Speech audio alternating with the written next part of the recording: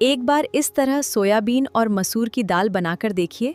रोज की साधारण दाल भी इतनी स्वादिष्ट लगेगी कि सब पूछेंगे आज क्या बनाया है।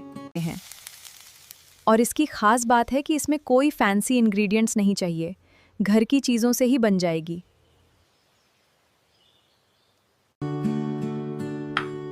तो चलिए बिल्कुल शुरुआत से बनाते हैं ये स्वादिष्ट और भरपूर दाल। सबसे पहले सोयाबीन को पहले से भिगोकर रखें और लाल मसूर की दाल भी अच्छी तरह साफ कर लें। दोनों को 2-3 बार साफ पानी से धो लें। इससे दाल साफ भी रहेगी और पकने के बाद स्वाद भी अच्छा आएगा। अब इन्हें कुकर में डालकर हल्दी, नमक और पानी डालें और अच्छी तरह नरम होने तक पकाएं। वैसे अगर आपको ऐसी आसान घर की रेसिपीज़ पसंद हैं तो अभी सब्सक्राइब कर लीजिए, आगे भी ऐसी ही रेसिपीज़ मिलेंगी।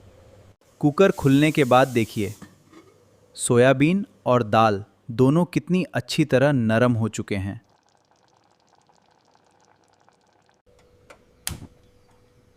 अब शुरू करते हैं इस दाल का सबसे इम्पॉर्टेंट हिस्सा, इसका मसालेदार और खुशबूदार तड़का। गरम तेल में सबसे पहले जीरा डालें और इसे हल्का सा चटकने दें।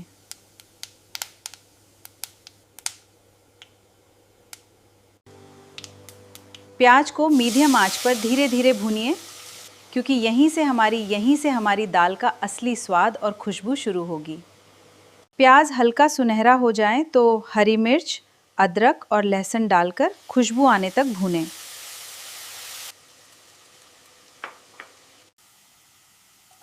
अब इसमें कटे हुए टमाटर डालें और इन्हें मसाले के साथ अच्छी तरह पकने दें।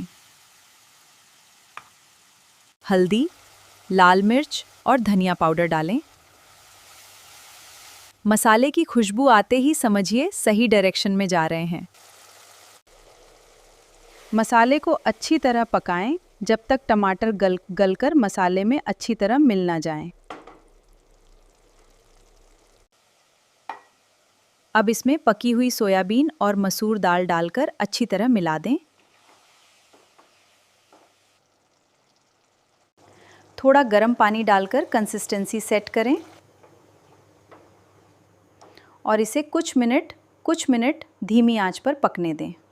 ऊपर से हरा धनिया डालें और गर्मा गर्म रोटी या चावल के साथ सर्व करें। रेसिपी पसंद आई हो तो लाइक और सब्सक्राइब ज़रूर करें।